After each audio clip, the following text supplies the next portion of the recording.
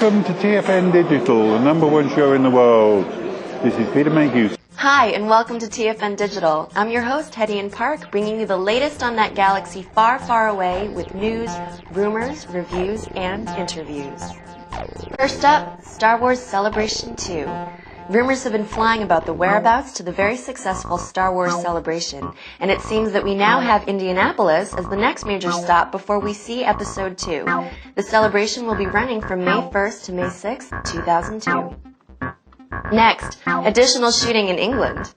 In a release by StarWars.com, it was reported that Star Wars Episode 2 would start filming again from March 24th to April 8th, 2001 at Ealing Studios in England.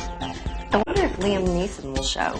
TF.N Digital will be at AlphaCon this year. Alina and crew will be traveling to Omaha, Nebraska to shoot interviews and cover this best of the Midwest conventions from May 4th to the 6th, 2001. For more info, check out www.alphacon.central.com. Now let's go to Hetty and Park's interview with Chewbacca himself, Peter Mayhew.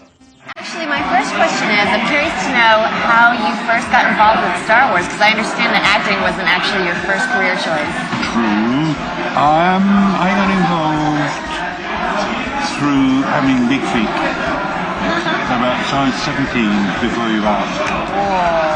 That led to a film producer looking for someone to play a part in Sinbad and the Eye of the Tiger. But about a year later, got a call, would I like to play a character in a film called Star Wars. Not knowing anything about it, I thought, well, it's going to be a good experience, and went up for the interview, and the rest is history. So, yeah. And how do you feel about the impact that you've had, that Star Wars and your characters, Chewbacca, has had on generations all over the world? It still amazes me. When we first did it, I thought, well, this character's going to probably last 2 or 3 years. The whole film could have possibly died, but it didn't. And then when they said that they were going to do Empire, 18 months later, it just took off. And now you've got 3 generations of fans. Now, did you find it challenging working with all the restraints that come with special effects? On Star Wars, yes, because you didn't know what the blue background was, what the special effects were. And the biggest problem was when, for example, in the Millennium Cockpit, was for everybody to look the same way. When someone points out, there's a TIE fighter coming over there, there's asteroid fields coming over there. If we all got it right, it worked. If it didn't, we had to go back and do it again. But it was fun. How is George Lucas as a director working with him? George will tell you what he wants most of the time. Then he will leave you to do it. I never had any problems. And I just followed on. And one of George's favourite lines was, Chewie, come and stand over here. Chewie, stand there. It was never Peter. It was Chewie. Chewie seemed to come alive. The more he was involved with Han and Leia and Luke. And he was originally a Chewie character. If it didn't work out in 2 weeks, he would be scrapped and someone else. Fortunately, someone saw the potential, because Chewie is a teddy bear. Everybody, I don't care who it is, has had a teddy bear at some point during their lifetime. And this is the appeal of Chewie. He's a coward, but he'll look after his people. Right. He knows what, and if you take it through the 3 movies, Chewie knows what's going on. Chewie's character are those. The eyes. Right? The eyes.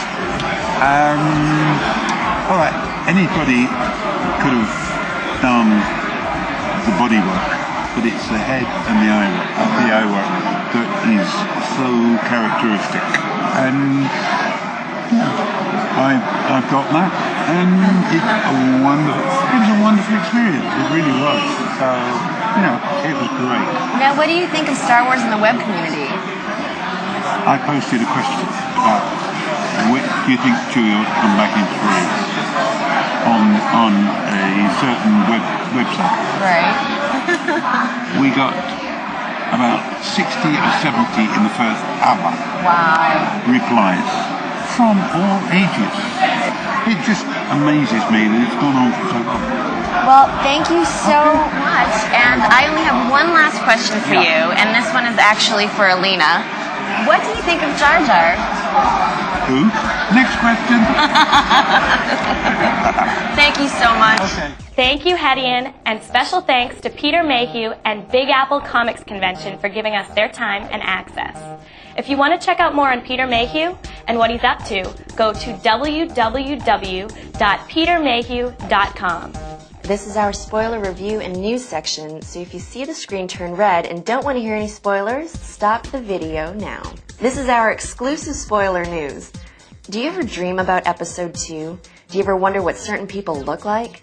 Do you ever wonder what's going on through a character's head? Imagine Obi-Wan when he first lands on Kamino. What are his first impressions? What are the people like? I'm in the city of Topoka on Kamino. I've encountered a tall, white, milky alien with oval eyes. I have to stop daydreaming about episode 2. Select pictures. First up, March 15th gave us this cool picture of some body parts wrapped around each other. It appears to be a Twi'lek or 2, or it may be a costume designer carrying Twi'lek body parts to wardrobe.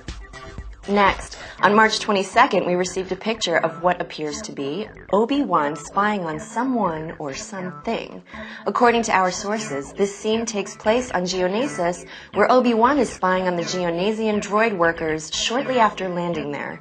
These selects are beginning to get interesting. And that's it for this edition of TF.N Digital. I'm your host, Hedian Park, and we'll see you again soon with surprise interviews, spoilers, and reviews.